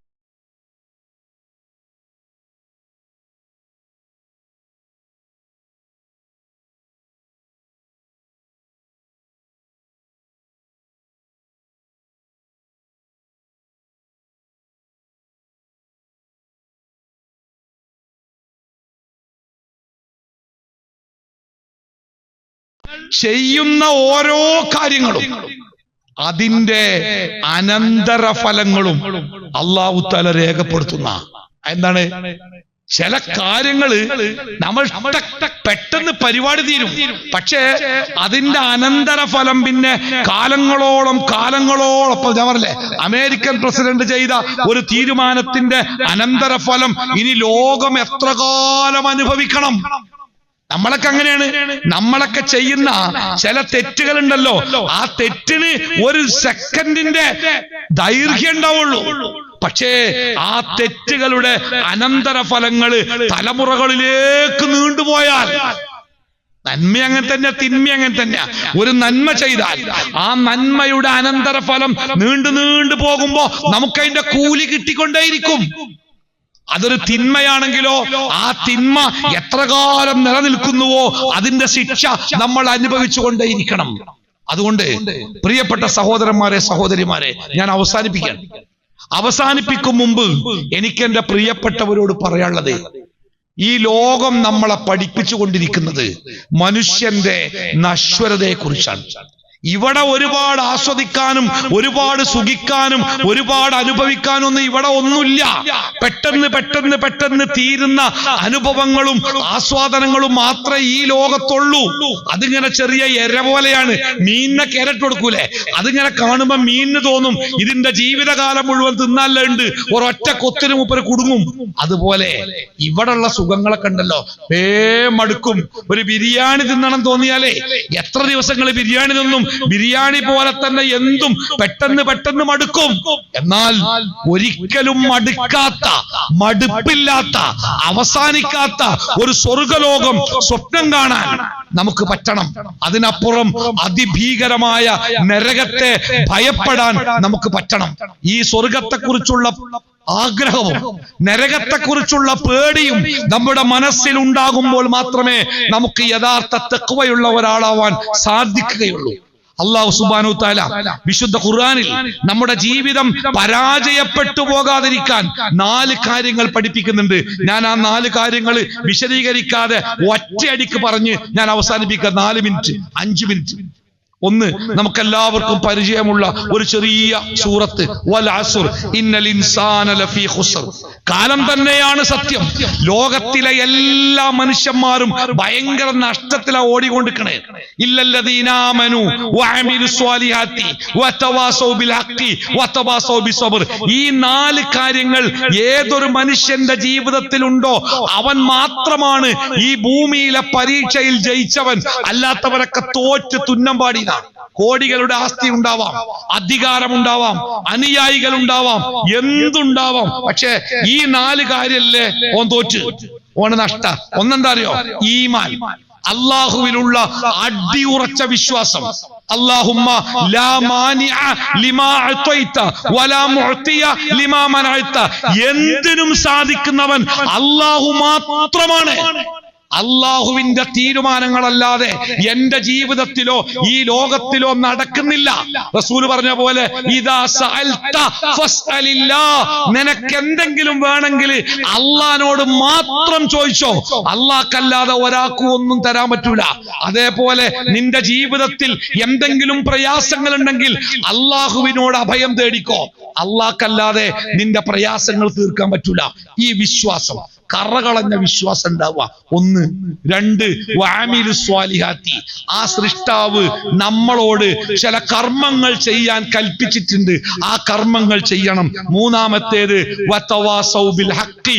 അല്ലാഹുവിന്റെ ദീനിന്റെ പ്രബോധകരായിട്ട് നമ്മൾ മാറണം. നമ്മുടെ കൂട്ടത്തിൽ പലർക്കും ആ സ്വഭാവമില്ല. നമ്മൾ നിസ്കരിക്കും, നമ്മൾ നോമ്പ് നോൽക്കും, അതിന്റെ അപ്പുറത്തേക്ക് മറ്റൊരാളോട് പറയാൻ, മറ്റൊരാൾക്ക് എത്തിച്ചു കൊടുക്കാൻ, തെറ്റ് തിരുത്താൻ, ശരി പറഞ്ഞു കൊടുക്കാൻ പലപ്പോഴും നമുക്ക് സമയമില്ല. പക്ഷെ അത് ഉണ്ടെങ്കിലേ നമ്മൾ ഈ ലോകത്ത് ജയിക്കുള്ളൂ ട്ടോ.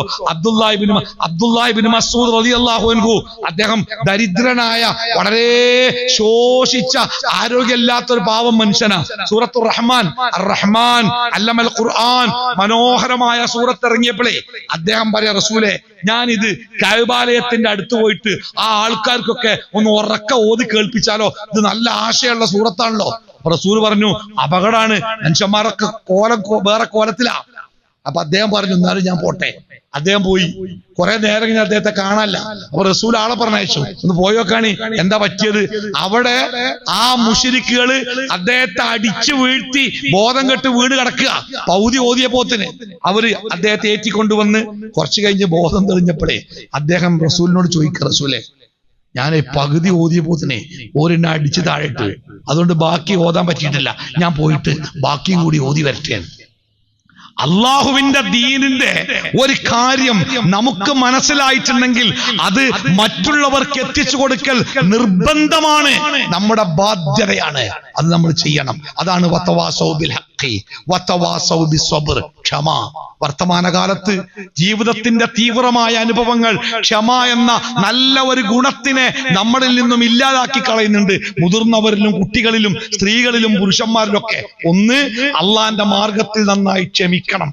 രണ്ട്, മറ്റുള്ളവരോട് ക്ഷമയോടുകൂടി പെരുമാറുകയും ക്ഷമയുടെ മഹത്വത്തെ കുറിച്ച് അവർക്ക് പറഞ്ഞു കൊടുക്കുകയും വേണം. ഈ 4 കാര്യങ്ങളിൽ ഒരാളിലുണ്ടോ അവൻ അവന്റെ പരലോകത്തെ ധന്യനാക്കി.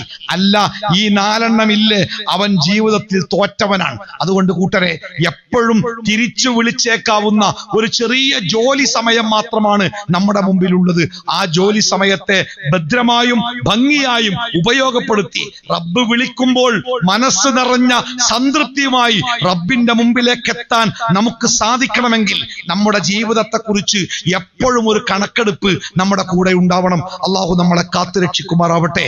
അള്ളാഹുവിന് ഇഷ്ടപ്പെട്ട അടിമകളുടെ കൂട്ടത്തിൽ അള്ളാഹു നമ്മെ എവരെയും ഉൾപ്പെടുത്തി അനുഗ്രഹിക്കുമാറാവട്ടെ. സ്വർഗം ആഗ്രഹിക്കുന്ന, നരകത്തെ ഭയപ്പെട്ട് ജീവിക്കുന്നവരിൽ അള്ളാഹു നമ്മളെ ഉൾപ്പെടുത്തുമാറാവട്ടെ. ഭീകരമായ രോഗങ്ങളിൽ നിന്ന്, അസഹനീയമായ വേദനകളിൽ നിന്ന് അള്ളാഹു നമ്മളെ കാത്തുരക്ഷിക്കുമാറാവട്ടെ. രോഗത്തിന്റെ പ്രയാസം അനുഭവിക്കുന്ന നമ്മുടെ ചുറ്റുപാടുകളിലുള്ള മുഴുവൻ ആളുകൾക്കും അള്ളാഹു ശിഫ നൽകുമാറാവട്ടെ, സമാധാനം നൽകുമാറാവട്ടെ. തകർത്തിക്കളയുന്ന സാമ്പത്തിക തകർച്ചകളിൽ നിന്ന്, കടബാധ്യതകളിൽ നിന്ന് അള്ളാഹു നമ്മളെ കാത്തുരക്ഷിക്കുമാറാവട്ടെ. എവിടെ വെച്ച് എപ്പോ എങ്ങനെ മരണപ്പെട്ടാലും ലാ ഇലാഹ ഇല്ലല്ലാഹ് ചൊല്ലി മരിക്കാൻ അള്ളാഹു നമുക്ക് അവസരം നൽകുമാറാവട്ടെ. മരണപ്പെട്ടു പോയ നമ്മുടെ മാതാപിതാക്കൾക്ക് അള്ളാഹു മഗ്ഫിറത്തും റഹ്മത്തും പ്രദാനം ചെയ്യട്ടെ. ജീവിച്ചിരിക്കുന്ന മാതാപിതാക്കളെ പൊന്നുപോലെ നോക്കുന്ന മക്കളാവാൻ, ആ മാതാപിതാക്കളുടെ തൃപ്തിയിലൂടെ അള്ളാഹുവിന്റെ തൃപ്തിയിലേക്ക് എത്താൻ അള്ളാഹു നമുക്ക് അവസരം നൽകുമാറാവട്ടെ. നമ്മുടെ കുട്ടികളൊക്കെ ജീവിക്കുന്നത് വളരെ അപകടകരമായ സാഹചര്യങ്ങളിലാണ്. നല്ല മക്കളായി, സ്വാലിഹായ മക്കളായി, നമ്മളെ സ്നേഹിക്കുന്ന, നമ്മളോട് കരുണ കാണിക്കുന്ന, നമ്മൾ തളർന്നു പോകുമ്പോൾ നമുക്ക് താങ്ങാവുന്ന, നമുക്ക് വേണ്ടി പ്രാർത്ഥിക്കുന്ന സ്വാലിഹായ മക്കളെ വളർത്തിയെടുക്കാൻ അള്ളാഹു നമുക്ക് തൗഫീഖ് നൽകുമാറാവട്ടെ. തൗഹീദിന്റെ മാർഗത്തിൽ നിരന്തരം പ്രവർത്തിക്കുവാൻ അള്ളാഹു നമുക്കെല്ലാവർക്കും ഈമാനും ഇഖ്ലാസും പ്രദാനം ചെയ്യുമാറാവട്ടെ. റബ്ബന ആതിനാ ഫിദ്ദുനിയ ഹസന വഫിൽ ആഖിറതി ഹസനതൻ വഖിനാ അദാബന്നാർ. വസല്ലല്ലാഹു അലാ മുഹമ്മദിൻ വഅലാ ആലിഹി വസ്വഹ്ബിഹി അജ്മഈൻ. അൽഹംദുലില്ലാഹി റബ്ബിൽ ആലമീൻ. അസ്സലാമു അലൈക്കും വറഹ്മത്തുള്ളാഹി വബറകാതുഹു.